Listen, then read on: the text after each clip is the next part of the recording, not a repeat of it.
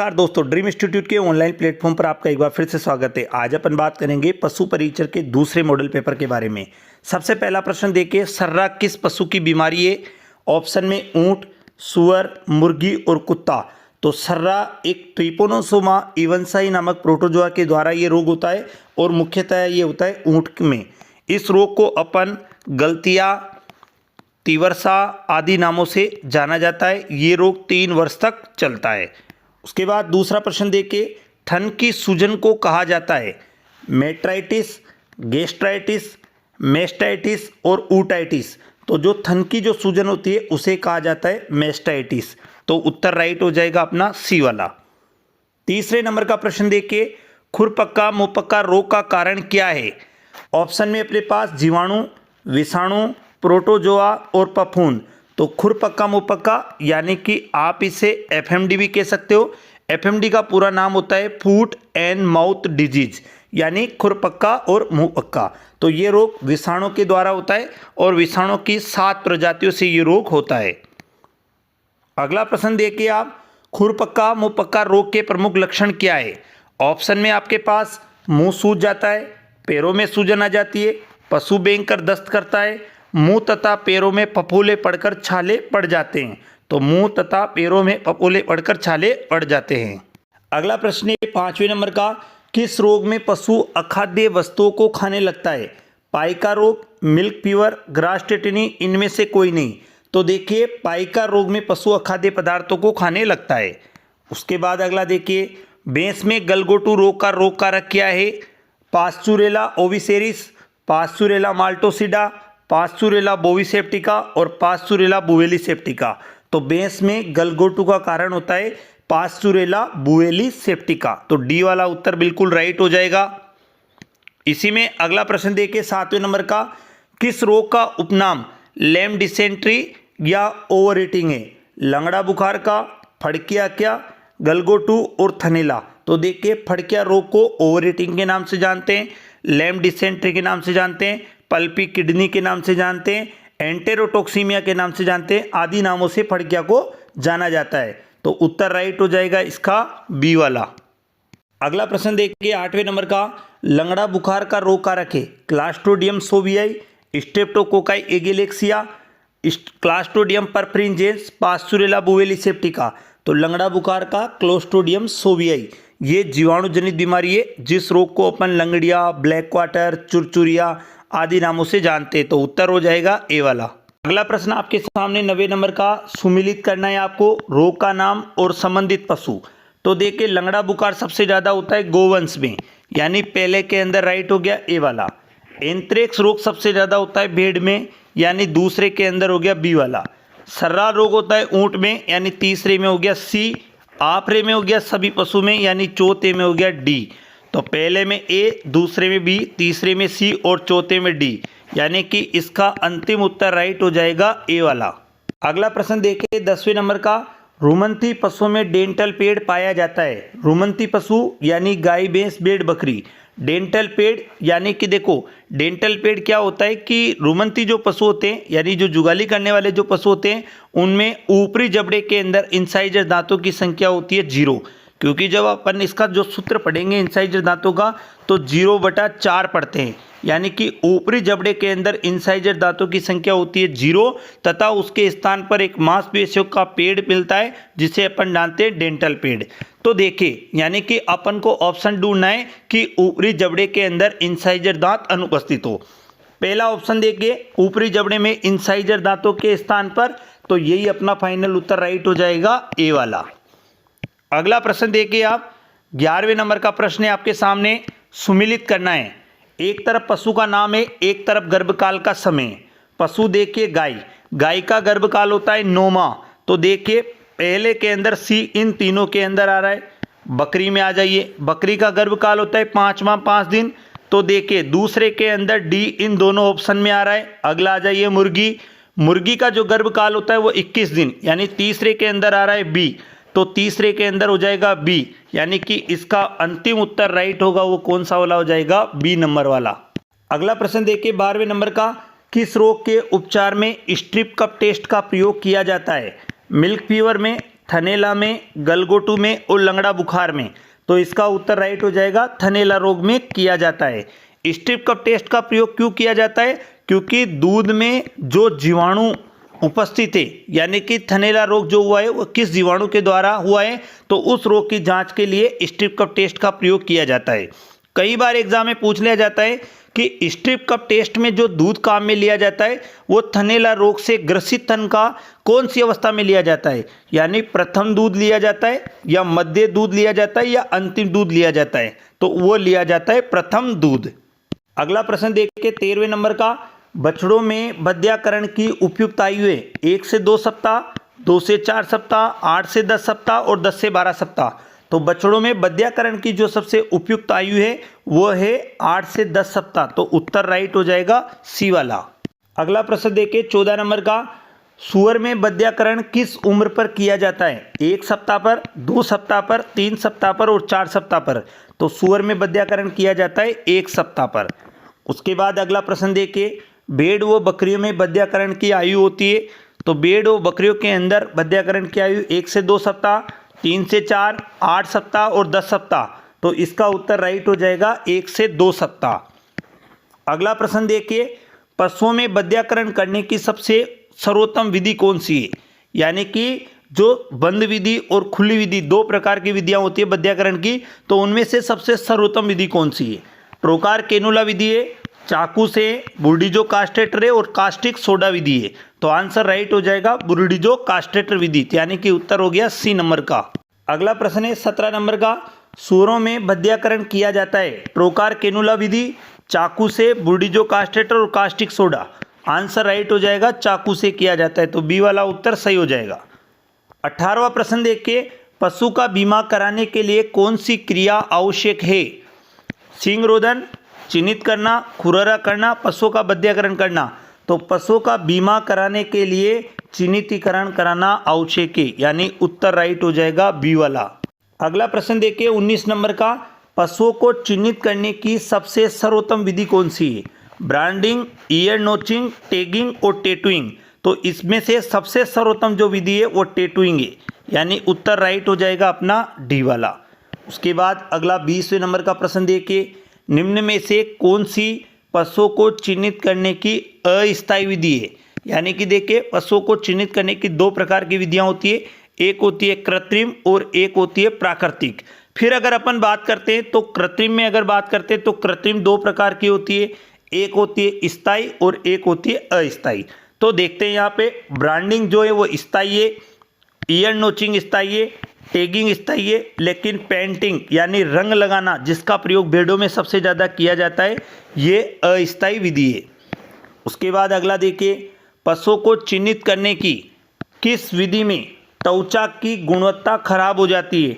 तो देखिए पहला ब्रांडिंग है, दूसरा ईयर नोचिंग है, तीसरा टैगिंग है और चौथा टैटूइंग है। तो जो ब्रांडिंग विधि होती है, यानी कि जिसे दागना विधि भी बोलते हैं, दागना विधि 2 प्रकार की होती है, एक होती है गर्म, एक होती है ठंडी। और जो ठंडी वाली होती है उसके अंदर LN2 गैस काम में लाई जाती है। तो ये वाली जो विधि होती है इसमें त्वचा की गुणवत्ता खराब हो जाती है।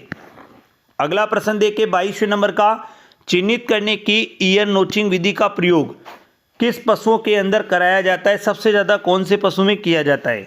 गोवंश में, भेड़ व बकरी में, सूअर में और ऊंट में। तो चिन्हित करने की ईयर नोचिंग विधि का सबसे ज़्यादा प्रयोग किया जाता है सूअर में, और इसमें कान पर वी आकार का निशान लगाया जाता है। अगला देखिए, मुर्गियों व पक्षियों में अपनाई जाने वाली चिन्हितीकरण की विधि कौन सी है? पेंटिंग, टैगिंग, टैटूइंग और ब्रांडिंग। तो मुर्गियों व पक्षियों में अपनाई जाने वाली विधि है टैगिंग। उत्तर राइट हो जाएगा बी वाला। अगला प्रश्न देखिए 24 नंबर का, पेंटिंग विधि का प्रयोग किया जाता है, यानी कि जो पेंटिंग यानी रंग लगाने वाली जो विधि होती है उसका प्रयोग किस में किया जाता है? बकरियों में, गोवंश में, भेड़ों में और भैंस में। तो इसका प्रयोग किया जाता है भेड़ों में। तो उत्तर राइट हो जाएगा सी वाला। अगला प्रश्न देखिए 25 नंबर का, किस पशु में पहचान के लिए कान पर वी आकार का निशान बनाया जाता है? गोवंश में, भेड़ों में, सूअर में और ऊंट में। आंसर राइट हो जाएगा सूअर में, यानी कि सी वाला उत्तर सही हो जाएगा। अगला देखिए 26 नंबर का प्रश्न, दागना विधि से पशु को चिन्हित करने हेतु पशु की उपयुक्त उम्र होनी चाहिए। यानी कि दागना यानी ब्रांडिंग विधि से जब आप पशु को चिन्हित कर रहे हो तो उस समय उसकी उम्र कितनी होनी चाहिए? 3 से 12 सप्ताह, 10 से 14, 10 से 15 दिन, 3 से 4 माह और इनमें से कोई नहीं। तो इसका उत्तर राइट हो जाएगा 3 से 12 सप्ताह उम्र होनी चाहिए, यानी ए वाला उत्तर बिल्कुल सही हो जाएगा। उसके बाद आगे आ जाइए 27वें नंबर का, निम्न में से कौन सी विधि पशु को चिन्हित करने की स्थायी विधि नहीं है? यानी कि अस्थायी विधि आपको बतानी है। ईयर नोचिंग स्थायी विधि है, टैगिंग स्थायी है, इलेक्ट्रॉनिक चिप स्थायी है, लेकिन रंग लगाना यानी जो पेंटिंग विधि होती है वो अस्थायी है। तो उत्तर राइट हो जाएगा डी वाला। अगला प्रश्न आ जाइए, चिन्हित करने की ब्रांडिंग विधि में कौन सी गैस काम में ली जाती है? तो चिन्हित करने की ब्रांडिंग विधि के अंदर हीलियम, ऑक्सीजन, तरल नत्रजन और कार्बन डाइऑक्साइड तो काम में ली जाती है तरल नत्रजन, यानी सी वाला उत्तर बिल्कुल राइट हो जाएगा।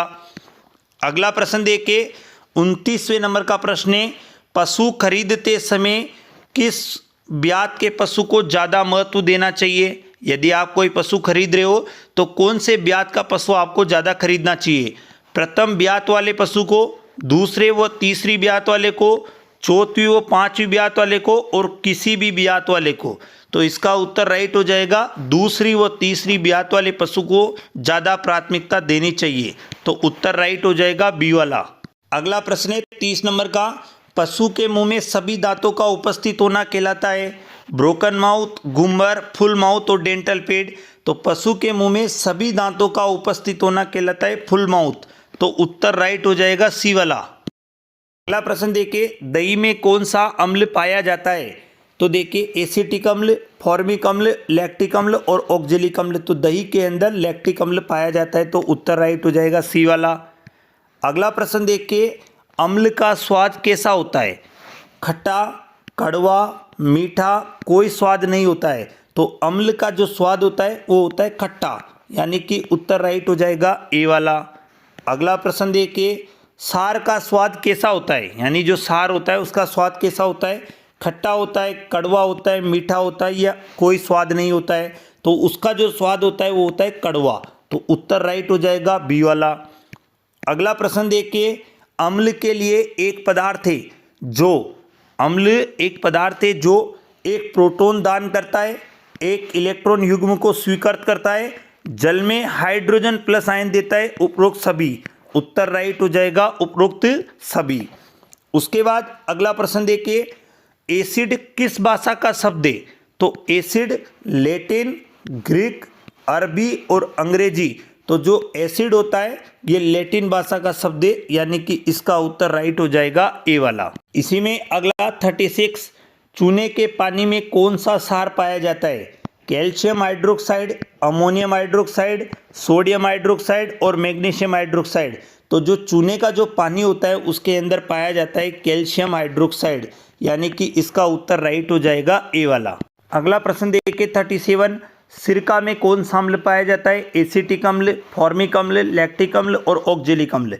तो सिरके के अंदर एसिटिक अम्ल पाया जाता है। तो उत्तर राइट हो जाएगा ए वाला। अगला प्रश्न देखिए 38, निम्न में से किसमें ऑक्जेलिक अम्ल पाया जाता है? पालक में, सिरका में, हरी पत्तियों में, आंवला में। तो देखो पालक में भी मिलता है और हरी पत्तियों में भी मिलता है, लेकिन हरी पत्तियाँ दे रखी हो तो सबसे ज़्यादा हरी पत्तियों में मिलता है। उसके बाद अगला देखिए, निम्न में से किसमें एस्कोर्बिक अम्ल पाया जाता है? एस्कोर्बिक अम्ल किसमें पाया जाता है? पालक में, सिरका में, हरी पत्तियों में और आंवले में। तो एस्कोर्बिक जो अम्ल होता है वो पाया जाता है आंवले के अंदर। उसके बाद अगला देखिए, मधुमक्खी के जहर में कौन सा अम्ल पाया जाता है? तो देखिए एसिटिक अम्ल, फॉर्मिक अम्ल, लैक्टिक अम्ल और ऑक्जेलिक अम्ल। तो यहाँ पे राइट हो जाएगा फॉर्मिक अम्ल, यानी बी वाला उत्तर बिल्कुल राइट हो जाएगा। अगला प्रश्न है 41, जठर रस का पीएच मान कितना होता है? 1.2, 2.2, 3.3 और 4.5। तो जो जठर रस होता है उसका पीएच मान होता है 1.2। उत्तर राइट हो जाएगा ए वाला। अगला प्रश्न है 42, दूध का पीएच मान होता है 6.4, 7.4, 5.4, 3.5 से 4.2। तो दूध का जो पीएच मान होता है वो होता है 6.4 से लेकर 6.7, यानी इसका उत्तर राइट हो जाएगा ए वाला। दूध की प्रकृति कैसी होती है, तो देखिए दूध का पीएच मान जब 6.4 से 6.7 होगा तो यानी कि ये पीएच है अम्लीय, तो दूध की प्रकृति भी कैसी होगी, अम्लीय हो जाएगी। अगला देखिए 44वें नंबर का प्रश्न देखिए, रक्त का पीएच मान होता है 6.4, 7.4, 5.4, 3.5 से 4.2, तो रक्त का जो पीएच मान होता है 7.4।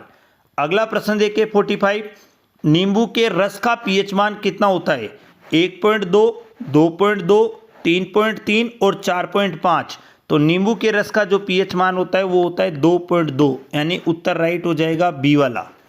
इसी में अगला देखिए 46, नींबू वाला कंप्लीट हो गया। अपना 46 देखिए, निम्न में से कौन सा अम्ल विटामिन बी है, एसिटिक अम्ल, फॉर्मिक अम्ल, लैक्टिक अम्ल और एस्कोर्बिक अम्ल। तो देखिए विटामिन सी को एस्कोर्बिक अम्ल के नाम से जानते हैं, तो ये वाला राइट हो जाएगा। उसके बाद अगला देखिए 47, खिड़की के कांच की सफाई में कौन से मार्जक का प्रयोग किया जाता है, calcium hydroxide, ammonium hydroxide, sodium hydroxide और मैग्नीशियम हाइड्रोक्साइड। तो इसमें किया जाता है अमोनियम हाइड्रोक्साइड का प्रयोग किया जाता है। अगला देखिए पीएच में रीडिंग अंकित होती है, यानी जो पीएच होता है उसके अंदर रीडिंग कितनी अंकित होती है, 0 से 32, 0 से 40, 0 से 14 और 0 से 34। तो पीएच के अंदर यानी पावर ऑफ जो हाइड्रोजन होता है तो इसमें 0 से 14 होती है, तो उत्तर राइट हो जाएगा सी वाला। अगला प्रश्न देखिए 49, साबुन में कौन सा सार पाया जाता है, potassium hydroxide, ammonium hydroxide, sodium hydroxide व सी दोनों। तो देखिए साबुन में पोटेशियम हाइड्रोक्साइड भी पाया जाता है और सोडियम हाइड्रोक्साइड भी पाया जाता है, यानी कि इसका उत्तर राइट हो जाएगा ए व सी, तो इसके अंदर डी वाला बिल्कुल सही हो जाएगा। उसके बाद देखिए 1 ग्राम कार्बोहाइड्रेट से कितनी ऊर्जा प्राप्त होती है, 5.4 kilo calorie, 4.1 kilo calorie, 9.3 kilo calorie और 6.4 किलो कैलोरी। 1 ग्राम कार्बोहाइड्रेट से अपन को ऊर्जा मिलती है 4.1 किलो कैलोरी। उसके बाद अगला प्रश्न आ जाइए 51, रक्त की प्रकृति कैसी होती है, तो देखिए रक्त का पीएच मान होता है 7.4, तो देखो ये एक क्षारीय प्रकृति का होगा, क्योंकि 7 से ऊपर जाते क्षारीयता आती है, तो ये क्षारीय प्रकृति का हो जाएगा। अगला देखिए 52वें नंबर का प्रश्न, पीएच दर्शाता है हाइड्रोजन आयन की सांद्रता को, ऑक्सीजन आयन की सांद्रता को, कार्बन डाइऑक्साइड आयन की सांद्रता को, सल्फर डाइऑक्साइड आयन की सांद्रता को। तो पीएच जो दर्शाता है वो पावर ऑफ हाइड्रोजन दर्शाता है, यानी हाइड्रोजन की सांद्रता को दर्शाता है, तो उत्तर राइट हो जाएगा ए वाला।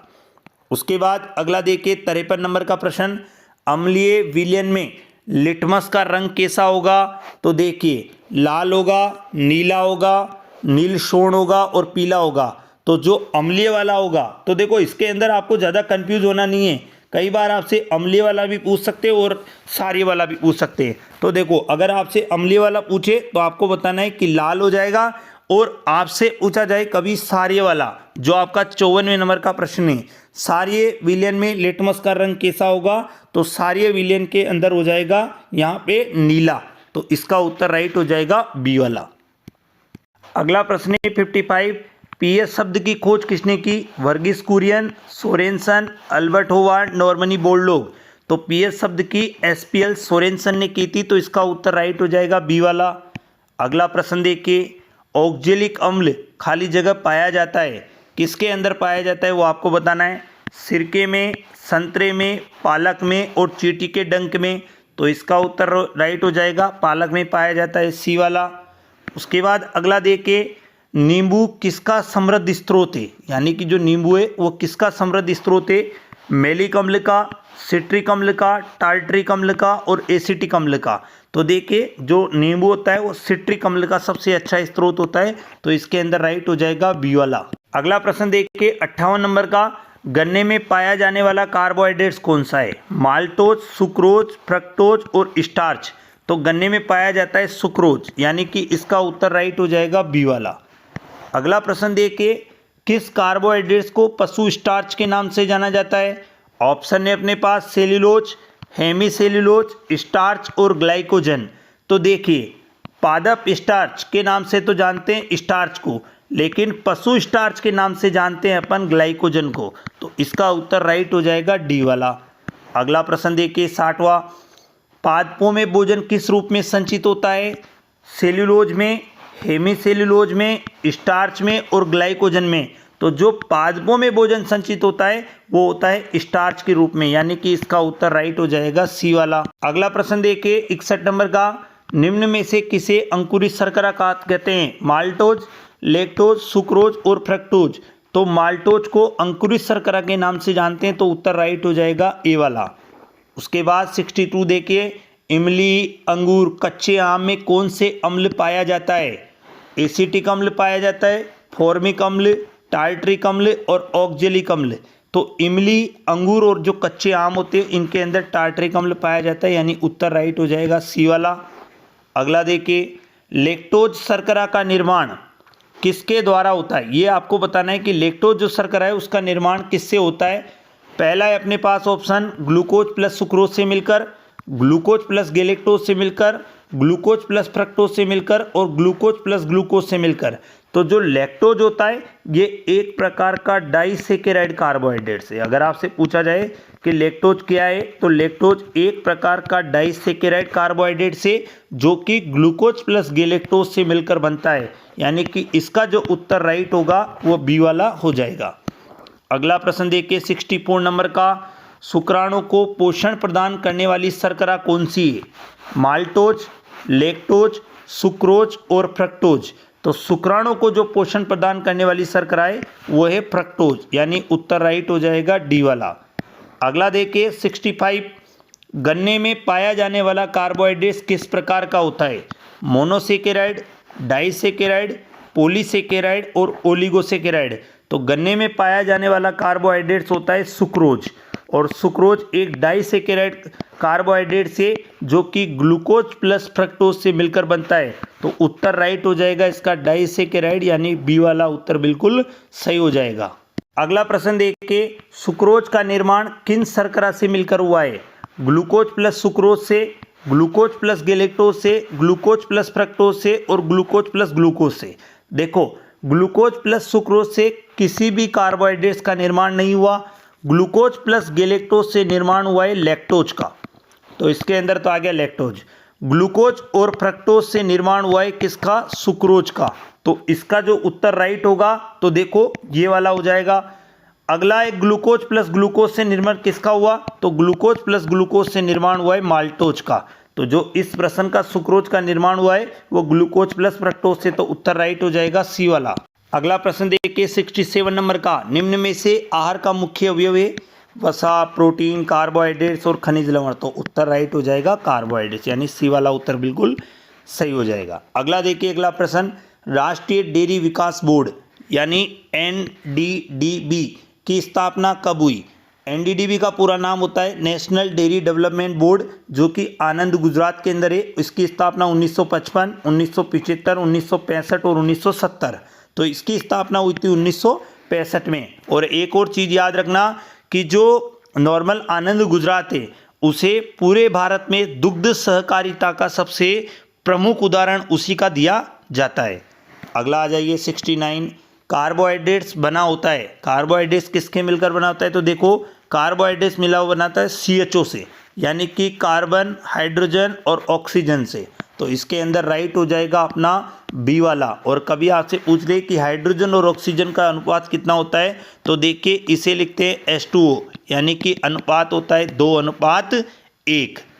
उसके बाद अगला प्रश्न देखिए, राष्ट्रीय डेयरी अनुसंधान संस्थान की स्थापना कब हुई? NDRI की, नेशनल डेयरी रिसर्च इंस्टीट्यूट। तो देखिए 1955 के अंदर करनाल हरियाणा में अंदर इसकी स्थापना हुई। अगला प्रश्न देखिए, फल व सब्जियों से प्राप्त होते हैं कार्बोहाइड्रेट्स, विटामिन व खनिज लवण, प्रोटीन और इनमें से कोई नहीं। तो फल व सब्जियों से विटामिन व खनिज लवण प्राप्त होते हैं, तो उत्तर राइट हो जाएगा बी वाला। उसके बाद अगला देखिए, राष्ट्रीय डेयरी अनुसंधान संस्थान स्थित है कहाँ पे स्थित है? करनाल हरियाणा के अंदर, हिसार हरियाणा में, आनंद गुजरात में और नई दिल्ली में। तो जो NDRI है ये करनाल हरियाणा में स्थित है, यानी कि इसका उत्तर राइट हो जाएगा ए वाला। अगला प्रश्न देखिए आप, निम्न में से किस कार्बोहाइड्रेट शर्करा को लेउलोज के नाम से जानते हैं? माल्टोज को, ग्लूकोज को, फ्रक्टोज को और गैलेक्टोज को। तो जो लेवलोज के नाम से जानते हैं वो जानते हैं फ्रक्टोज को। तो उत्तर राइट हो जाएगा सी वाला। अगला प्रश्न देखिए, प्रकृति में सर्वाधिक मात्रा में पाया जाने वाला कार्बोहाइड्रेट्स कौन सा है? ग्लूकोज, फ्रक्टोज, सुक्रोज और लैक्टोज। तो प्रकृति में सबसे ज़्यादा मात्रा में पाया जाने वाला कार्बोहाइड्रेट्स है ग्लूकोज, यानी उत्तर राइट हो जाएगा ए वाला। उसके बाद अगला प्रश्न देखिए 75 नंबर का, निम्न में से कौन सा कार्बोहाइड्रेट्स का सबसे छोटा अणु है? यानी कि वो आपसे पूछ रहा है कि निम्न में से कौन सा कार्बोहाइड्रेट, यानी मोनोसेकेराइड कार्बोहाइड्रेट्स है। लैक्टोज डाइसेकेराइड है, माल्टोज भी डाइसेकेराइड है, लेकिन फ्रक्टोज है ये मोनोसेकेराइड है, और ग्लाइकोजन जो है ये पॉलीसेकेराइड प्रकार का कार्बोहाइड्रेट्स है। उसके बाद अगला प्रश्न आप देखिए 76 नंबर का प्रश्न है, राष्ट्रीय डेयरी विकास बोर्ड एनडीडीबी का मुख्यालय स्थित है करनाल हरियाणा में, आनंद गुजरात में, हिसार हरियाणा में और नई दिल्ली में। तो एनडीडीबी का जो मुख्यालय है ये आनंद गुजरात के अंदर है, यानी कि उत्तर राइट हो जाएगा बी वाला। अगला प्रश्न देखिए 77 नंबर का, अनाजों से प्राप्त होता है कार्बोहाइड्रेट्स, विटामिन व खनिज लवण, प्रोटीन और उपरोक्त सभी। तो अनाजों से प्राप्त होता है कार्बोहाइड्रेट्स, यानी कि उसका उत्तर राइट हो जाएगा ए वाला। अगला प्रश्न देखिए, भारतीय डेयरी निगम की स्थापना कब हुई? 13 जनवरी 1970, 13 फरवरी 1970, 16 जुलाई 1929, 18 मार्च 1905।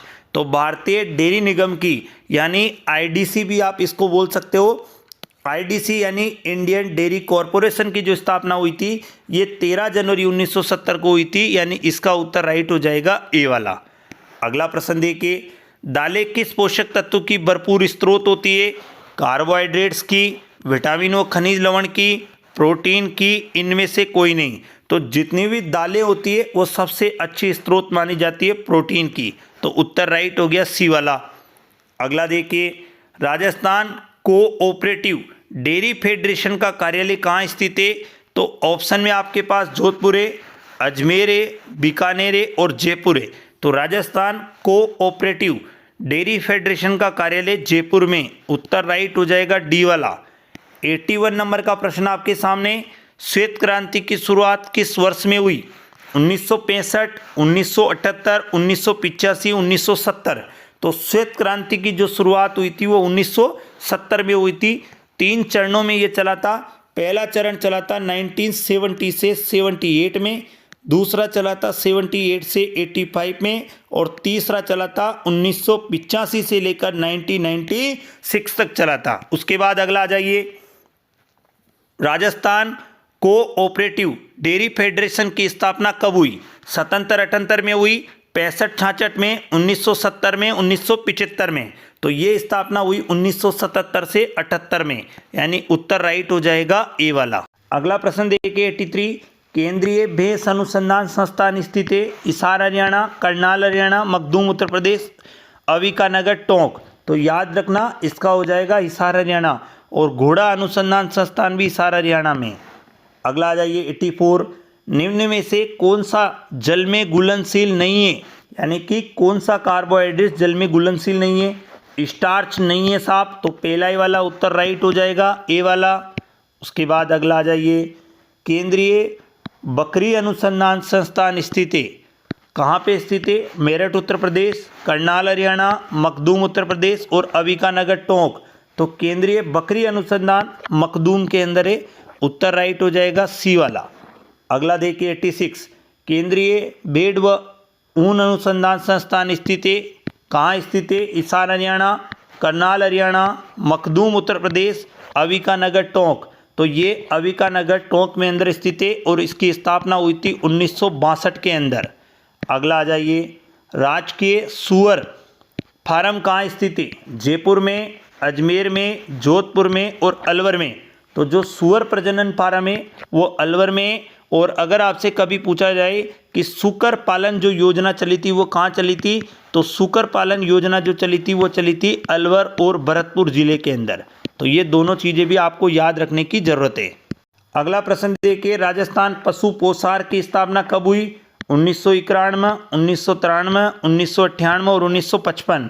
उत्तर राइट हो जाएगा 1991, यानी ए वाला उत्तर बिल्कुल सही हो जाएगा। अगला प्रश्न देखिए 89, जानवरों को सर्वप्रथम किस उद्देश्य के लिए पाला गया?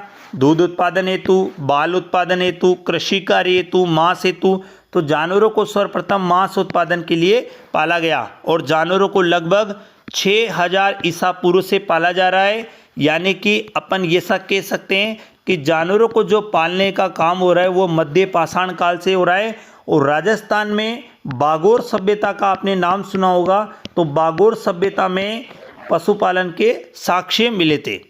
उसके बाद 90वां प्रश्न देखिए, जानवरों को कब से पाला जा रहा है? तो जानवरों को 6000 ईसा पूर्व से पाला जा रहा है, यानी इसका उत्तर राइट हो जाएगा सी वाला। अगला देखिए, राजस्थान में भारत के कितने प्रतिशत ऊँट पाए जाते हैं? तो राजस्थान में भारत के 65, 75 और 85 और 90।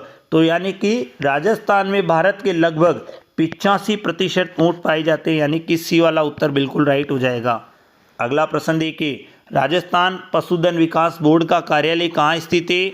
जोधपुर में, जयपुर में, अलवर में और अजमेर में। तो राजस्थान पशुधन विकास बोर्ड का कार्यालय जयपुर के अंदर है, राइट हो जाएगा बी वाला। अगला देखिए 93, भारत में सर्वाधिक मछली पालन किया जाता है उड़ीसा में, पश्चिम बंगाल में, बिहार में और महाराष्ट्र में। तो भारत में जो सर्वाधिक मछली पालन किया जाता है वो किया जाता है पश्चिम बंगाल में। सबसे ज़्यादा गायें पश्चिम बंगाल में पाई जाती है, सबसे ज़्यादा चावल की जो खेती होती है वो भी पश्चिम बंगाल में, इसीलिए इसका उत्तर राइट हो जाएगा बी वाला। अगला प्रश्न देखिए, निम्न में से कौन सा कथन सत्य है भाई? उपनाम, नस्ल का नाम। राजस्थान की जो कामधेनु है वो कहा जाता है राठी गाय को, यानी पहले के अंदर हो गया डी। सांचोरी गाय कांकरेज है, यानी दूसरे के अंदर हो गया सी। लोला ब्रीड के नाम से साहिवाल, यानी तीसरे के अंदर हो गया ए। कोसी मेवाती, यानी डी, चौथे के अंदर हो गया अपना यहाँ पे मेवाती, यानी बी। तो डी, सी, ए, बी आपको ऑप्शन में ढूंढना है। तो देखिए डी, सी, ए और बी अपन को बी वाले में मिल गया, यानी कि इसका उत्तर राइट हो गया अपना बी वाला। अगला प्रश्न देखिए 95, केंद्रीय पक्षी अनुसंधान संस्थान स्थित है रोहतक हरियाणा, गुवाहाटी असम, नई दिल्ली, इज्जतनगर उत्तर प्रदेश। तो केंद्रीय पक्षी अनुसंधान संस्थान है इज्जतनगर बरेली उत्तर प्रदेश। आपने IVRI का नाम सुना होगा, तो देखो इंडियन वेटेनरी रिसर्च इंस्टीट्यूट, तो ये भी इज्जतनगर बरेली उत्तर प्रदेश में। 96 नंबर का प्रश्न आपके सामने आ चुका है। देखिए, निम्न में से कौन सा कथन वितरण क्षेत्र से संबंधित सही नहीं है? थारपारकर गाय का वितरण क्षेत्र पश्चिमी राजस्थान, बिल्कुल राइट है। गिर गाय का दक्षिण राजस्थान, बिल्कुल राइट है। मेवाती का पूर्वी राजस्थान, ये भी राइट है। राठी गाय का पूर्वी राजस्थान, ये गलत है, क्योंकि राठी गाय राजस्थान में मिलती है श्री गंगानगर हनुमानगढ़ में, और श्री गंगानगर हनुमानगढ़ राजस्थान में उत्तर राजस्थान के अंदर आता है, तो इसीलिए यहाँ पे पूर्वी राजस्थान है, इसलिए ये प्रश्न गलत हो गया। अगला देखिए, राजस्थान में टेट्रापेक संयंत्र किस जिले में स्थित है? ऑप्शन में अजमेर, बीकानेर, जयपुर और कोटा। आंसर राइट हो जाएगा सी, जयपुर वाला। अगला प्रश्न देखिए 98 नंबर का, नस्ल है और उसके वितरण क्षेत्र से मिलान करना है भैया आपको। गिर गाय है, तो गिर गाय दक्षिण राजस्थान, यानी पहले के अंदर हो गया डी। मालवी गाय है, यानी कि मालवा का पठार, यानी राजस्थान में दक्षिण पूर्व, तो दूसरे के अंदर हो गया सी। मेवाती गाय, मेवाती गाय का उत्पत्ति स्थान कोसी मथुरा है, राजस्थान के अंदर ये अलवर और भरतपुर के अंदर पाई जाती है। तो अलवर भरतपुर राजस्थान में पूर्वी राजस्थान के अंदर आते हैं, तो ये तीसरे के अंदर हो गया बी। राठी गाय श्रीगंगानगर हनुमानगढ़ में पाई जाती है, जबकि इसका उत्पत्ति स्थान राठ क्षेत्र अलवर है। तो श्रीगंगानगर हनुमानगढ़ राजस्थान में उत्तर राजस्थान में आता है, यानी चौथे के अंदर हो गया ए। अब अपन को ऑप्शन में ढूंढना है DCBA। तो देखिए DCBA किस में आ रहा है? तो इसके अंदर आ रहा है भैया DCBA, तो उत्तर राइट हो जाएगा इसका सी वाला। अगला प्रश्न देखिए 99, गिर गाय का दुग्ध उत्पादन होता है 2725 से 3175, 4000 से 4500, 2000 से 2500, 6000 से 6500। तो इसका उत्तर राइट हो जाएगा सी वाला, 2 से 2500 लीटर प्रति व्यात। 100 नंबर का प्रश्न देखिए, निम्न में से कौन सा पॉलीसेकेराइड प्रकार का कार्बोहाइड्रेट से माल्टोज, लैक्टोज, सुक्रोज और स्टार्च? तो स्टार्च एक पॉलीसेकेराइड प्रकार का कार्बोहाइड्रेट से, यानी कि इसका उत्तर राइट हो जाएगा डी वाला। प्रश्न देखिए, दादू ने अपना अंतिम समय किस स्थान पर बिताया? सांबर, शाहपुरा, जयपुर और नारायणा। उत्तर राइट हो जाएगा नारायणा, यानी डी वाला उत्तर बिल्कुल सही हो जाएगा। अगला देखिए, अलखिया संप्रदाय की स्थापना किसने की? ऑप्शन में आपके पास चरणदास जी, लालगिरी, संतदास जी और भोलानाथ जी। तो इसकी जो अलखिया संप्रदाय की जो स्थापना है वो लालगिरी जी ने की थी। उत्तर राइट हो जाएगा बी वाला। अगला प्रश्न देखिए, आचार्य तुलसी ने अणुव्रत आंदोलन का सूत्रपात किया?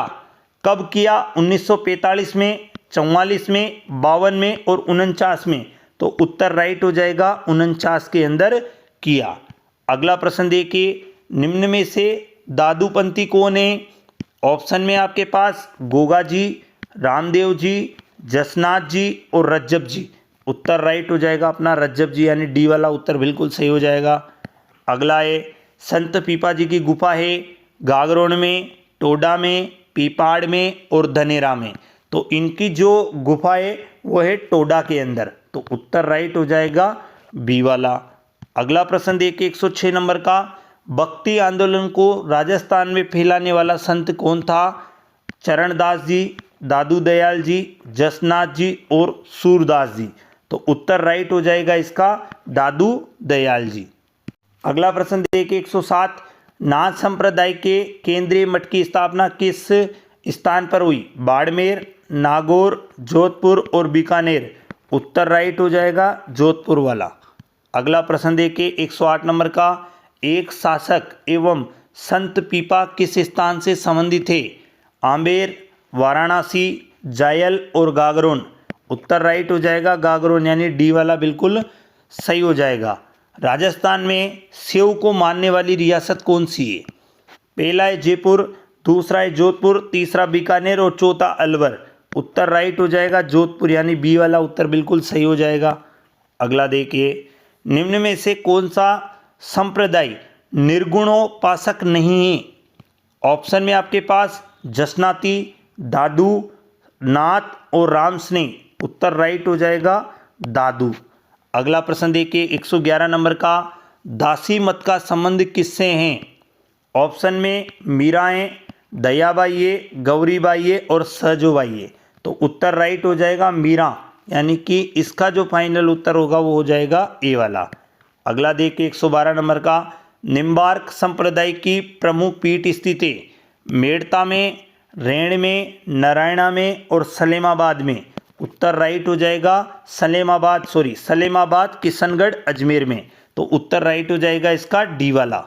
नारायणा में इन्होंने अंतिम समय अधिक बताया था। अगर आपसे पूछा जाए कि दादू ने अपना अंतिम समय कहाँ बिताया था सबसे ज़्यादा, तो नारायणा के अंदर बिताया था। अगला प्रश्न देखिए, संत पीपा के अनुसार मोक्ष का साधन है साधना, भक्ति, पाप और ध्यान। आंसर राइट हो जाएगा भक्ति। उसके बाद अगला प्रश्न देखिए 114 नंबर का, मुगल सम्राट अकबर द्वारा जिस संत को फतेहपुर सीकरी आमंत्रित किया गया था वह कौन था? उत्तर है आपके पास जसनाथ जी, दादू दयाल जी, लालदास जी और चरणदास जी। तो इसका उत्तर राइट हो जाएगा दादू दयाल जी, यानी बी वाला उत्तर राइट हो जाएगा।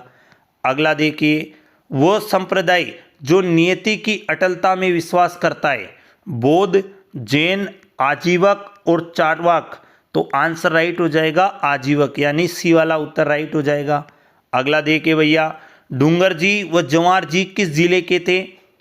जयपुर, सीकर, जोधपुर और अजमेर। तो राइट हो जाएगा आंसर सीकर के रहने वाले थे।